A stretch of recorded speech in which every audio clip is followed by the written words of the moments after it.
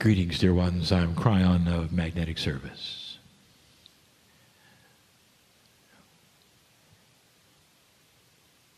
The entourage is here. And it's the first time a message has been given in the room.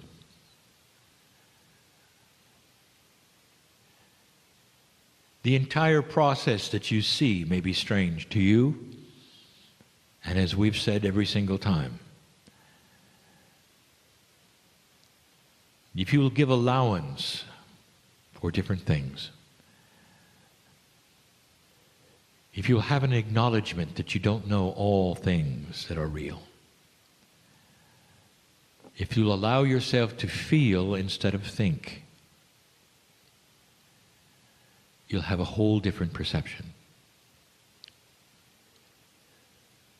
Is it possible that reality itself is far grander than anything you have been told or can be measured at this time in your history? And that everything that is happening right now, including this which you call channeling, is totally and explainably valid. It's valid in physics and in science because the creator of the universe is the master physicist.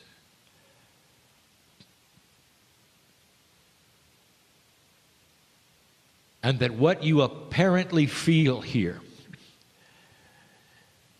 that perhaps will be that which is compassion and love, healing,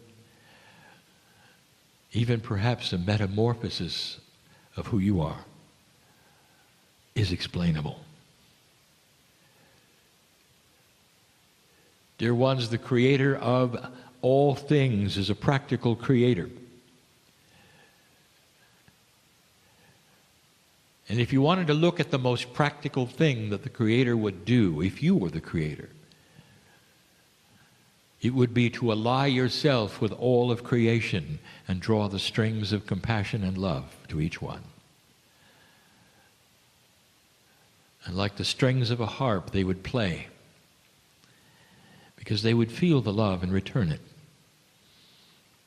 And play the music, which is the grandest thing you will hear on the other side of the veil. The greatest power or force or energy that you can even begin to fathom in the entire universe is the compassion and love of the Creator. There is God in all things everywhere. You're sitting here in a room and you're listening to a human sitting in a chair, and you are told that the human has stepped aside, and in the place of the human now is what you call a singular entity that has a name, Kryon. And just about everything I just told you in the last 5 seconds is incorrect.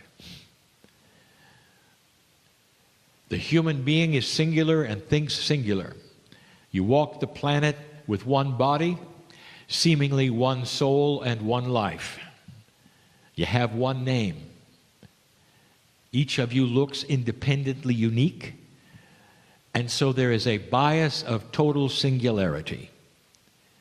One of you.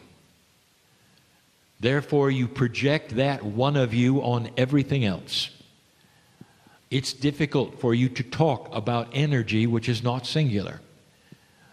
You wish to list the kinds of energy. If you could see a bigger and broader picture, you would see that the Creator creates in fractals, that there is no singularity, that one is no more important than any other, and they fit into a puzzle that is beautiful and supports itself. Your soul is not singular. It is part of the creation of the universe. All things in your soul are known by all other souls. Your soul does not have a name when you're not here. For it is put with others in a way that you would understand, like a Swiss clock.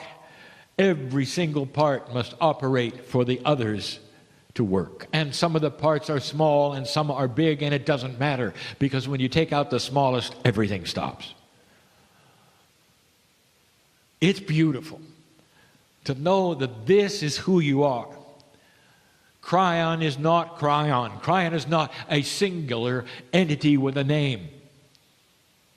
I speak to you as part of a greater entourage that is so difficult to explain. We are entangled with you, with all things that are, literally with the basic physics of the universe.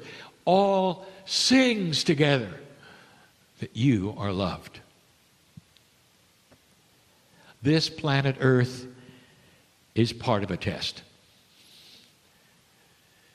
When you ask the question, what is life about? What is the meaning of life? And it may be a question even asked today. Don't do it, because I'll tell you now. It is to come to this place and open yourself to the point where you can ask and receive answers. Am I part of something bigger? That's the meaning of life. If you never ask it, you live your own life as an individual who is unique but isolated as one singular thing, alone with other one singular things. How 3D of you. And so much of the planet is this way. But the moment you ask yourself, am I part of a bigger picture? And then it begins, what is the bigger picture? And then you start to ask, what is my task in the bigger picture? And the answers to those things are confusing. Because there is no one task. There is a task, you might say, that a part plays with many, just being sometimes, just holding energy, sometimes just sitting there and being compassionate and seeing God in all things will change the energy around you and change the planet. The assumptions and the biases you have is that you've got to work to make something happen, and then you define work based upon your consciousness. You know what the hardest work is for a light worker, for an old soul who awakens to these truths? The hardest thing is to be loved. Is to open up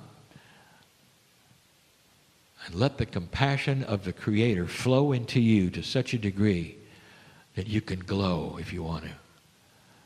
You go to sleep and you smile. As you fall asleep, imagine this. You have a smile on your face. I am part of all that is. My life is one of many. I'm going to come again. I've been here before. It is a beautiful, beautiful system of compassion. I see God in all things. I am happy in myself. Yes, I have issues. All of them are known by God. Did you hear that? This small little channel has a question at the end of it for you. Aren't you tired of being alone? Really?